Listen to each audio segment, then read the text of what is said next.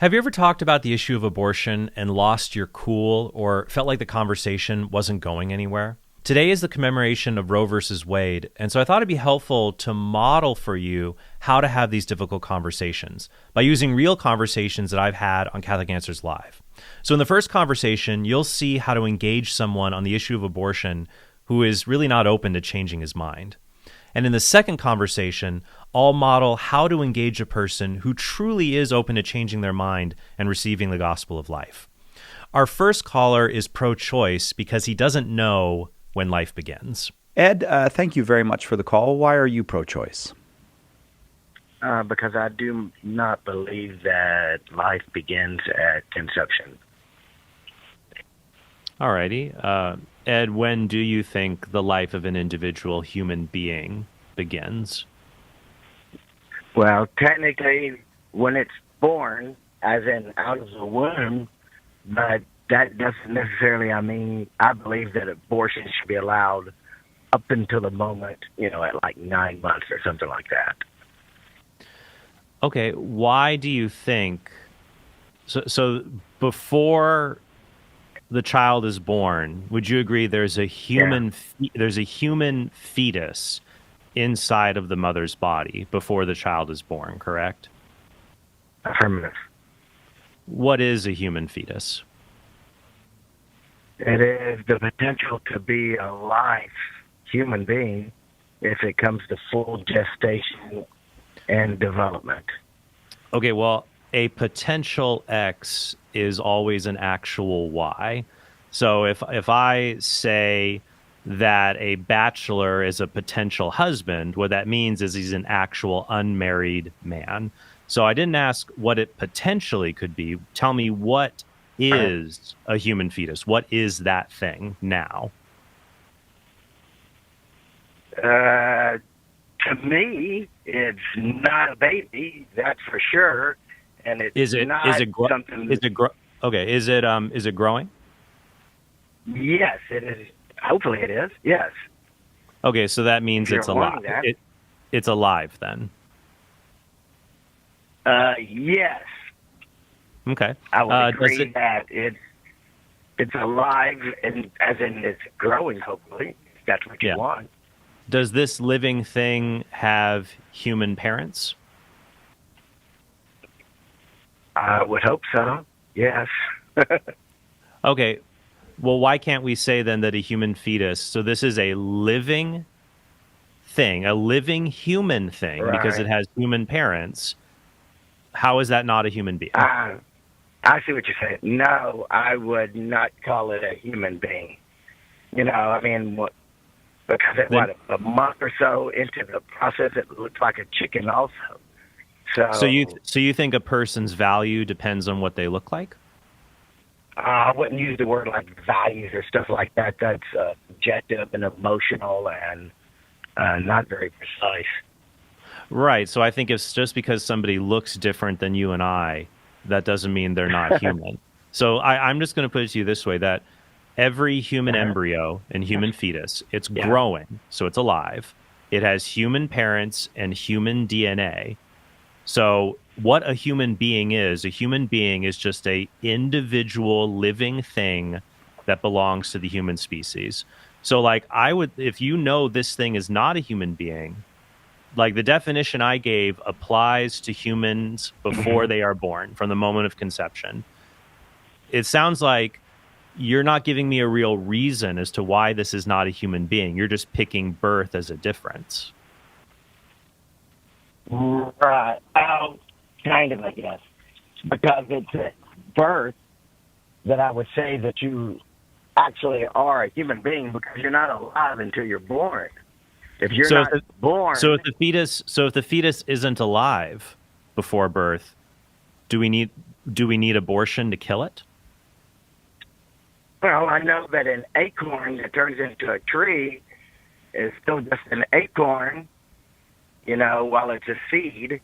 And then, it'll eventually go through its little stages of life. Well, Ed, let me ask you this then. An acorn is a seed. It's kind of like how you have ovum, a human egg, but an acorn, when it's in the ground and it's a sapling, you got that little one green shoot that comes out.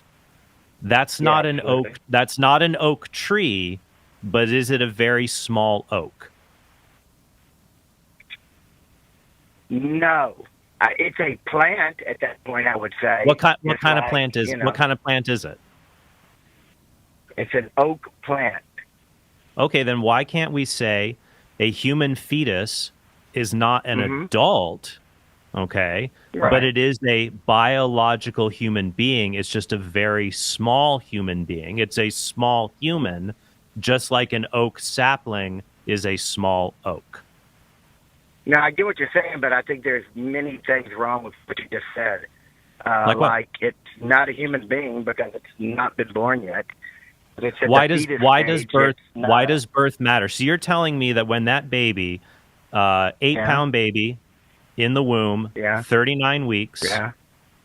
it's How many months is okay. that? Work? I don't know. Not. So let's say that's close to that's 9 months. Say 39. Normal pregnancy is 40 weeks. Yeah. So Okay. 5 seconds Gotcha. before that child moves down the birth canal, it's Hmm. okay to dismember that child because they're in one place, not another. Personally, because I kind of think different. Everybody thinks differently. Uh, I would not be okay at past the point of easy viability. Uh, I mean, let's face it. One of these days, we're going to have tank babies, and women won't even have babies at Oh, all. okay. They're going to be So it growing in the looks like tank. your positions it's changed a bit. All right. So I think I would ask you to Uh huh. reconsider your position. So you see the absurdity of drawing the line at birth. That's just a change of location. If you pick No, I viability, don't the see the time absurdity at all. what is the I think that's difference between what is birth? It's just the baby is living in the uterus and then later he's no, living because on a it's hospital table. because it is out and alive and it can grow on its own and function on its own, assuming you give it nutrients and all of that good stuff. So, well, But the baby before then, it can't grow on its own, right? If you leave a baby alone in a week, in 2 days, they'll be dead, right? absolutely. Like Okay. most living things, correct. I mean, without nutrients and stuff, it'll die. Yes. It needs a newborn baby needs its parents to Hmm. give him food and shelter, but he's still a Affirmative. person. But he's still a person, even though he needs his parents to give him food and shelter. Yes, it's outside the womb and alive and kicking. Yep. Okay, well, a baby before it's born can kick. Mom feels it But in it's the not a third baby. trimester. But if no, Fine, no. See, there's the. a human being before birth can kick. It's growing, so it's alive, and mom gives him food through the umbilical cord. Why not treat them the same? Well, there's no real difference Because there. it's not. No, there's a whole lot of difference there. Because at like 3 months, if you were to put the thing out of her, it's not going to live. So So yeah, you yeah, shouldn't there's kill there's a big right. difference. You shouldn't kill babies. Is it okay to take a baby where he can live and put him in a place where he can't live? But it's not a baby until it's born. Is it okay to take a Can't, human being and put him in a place where he can't live? Okay, we're about to go to a break here soon, but I'm just going to ask you one last question. Can you give me yeah. a definition, a one sentence Uh-huh. definition of the word human being? No, I, no, I'm sorry. I couldn't. Then I think here's what I think you're doing, Ed. You have a prejudice toward the unborn. You don't have a rational argument to show why they're not human beings. You just don't want them to be human beings. Because the only way you could know that they're not human beings is if you already knew what a human being was. I feel like your position is born out of prejudice towards the unborn rather than a rational argument. So I hope that you will reconsider that prejudice and definitely give us a call back when you can. Before we get to our second caller, I do want to let you know that the second edition of my book, Persuasive Pro-Life, is available. So if you want to master how to talk about this issue, pick up a copy by clicking the link in the description below. And now I want to show you how to accompany someone who is more open to the pro-life message. Women should have the choice. And I think also that even if we were to make abortion illegal, people are still going to get them. And I just want it to be safe for the women. Okay, well, that part's true. Abortions are still obtained, even if it's illegal, but you haven't really answered why you're pro-choice. I think I've Can you get taken your it arms from around that. Caitlin, are you worried that if you're pro-choice because if we make abortion illegal, it becomes more dangerous for the woman choosing it? Yes, that's what I'm worried about. Okay. All righty. Well, here's my position on that. I agree with you. I agree that abortion should be safe. In fact, I would be okay with abortion, totally fine with it, if it were as safe for the child as it is for the mother. Do you see what I mean by that? I do. What do I mean by that? I think you mean because it might be safe for the woman, but I mean the child's the one that's not being able to live any longer, so they don't get the choice. That's inherently the problem. You're right. If abortion didn't involve another human being's life, then it'd be obvious we should keep it legal so it's safer. So, for example, if tonsillectomies, the removal of the tonsils, becomes more dangerous if it's illegal, well, we should just make that procedure legal. It's a good, if the tonsils are damaged in some way, go ahead and surgically remove them. But for me, there's no safe way to do an abortion because half the people involved always end up getting killed. I owe that one to my friend Jason in Arizona. It's a good observation.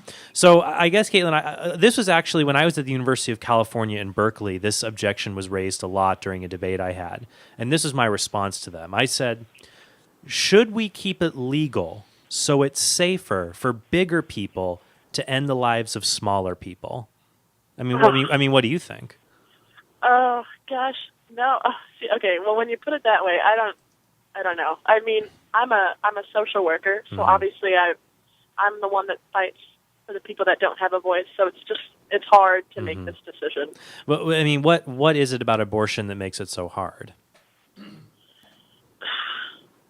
I don't know. I understand that the fetus has a right, that the baby has a right, but I mean, I think a woman should have the right to choose too. You see how those would conflict, wouldn't they? Yeah, I understand that it's so kind of hypocritical. Well, but here's the thing, I guess, Caitlin. When one person we're talking about their right to have a life, and the other person we're talking about their right to live their life how they want to, shouldn't we put the right for one person to even live at all to be at least a bit higher than the other person's right to kind of choose things?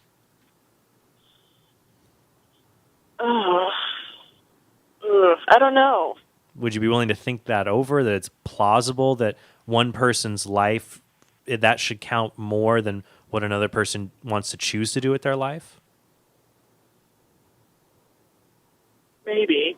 Well, I think that's something to think over when it comes to this issue, because that's the crux when we talk about abortion. And I would encourage you, when you think about this issue, to not think about the choice, because choice is a very abstract word.